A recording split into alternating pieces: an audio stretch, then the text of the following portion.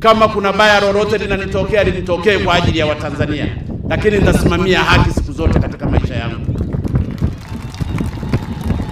Na niliwaambia nimeanzisha vita hii ya kiuchumi. Vita ya kiuchumi ni mbaya sana, ni mbaya. Wakubwa wale huwa hawafurahi. Kuna viongozi wengi tu mliona yaliyowapata, ni kwa sababu nchi zao zilikuwa na mali, lakini wale wakubwa wakataka kuchezea hizo mali.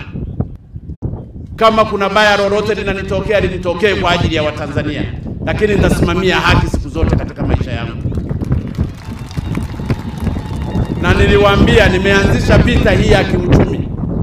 Vita ya kiuchumi ni mbaya sana, ni mbaya. Wakubwa wale huwa hawafurahi. Kuna viongozi wengi tu mliona yaliyowapata,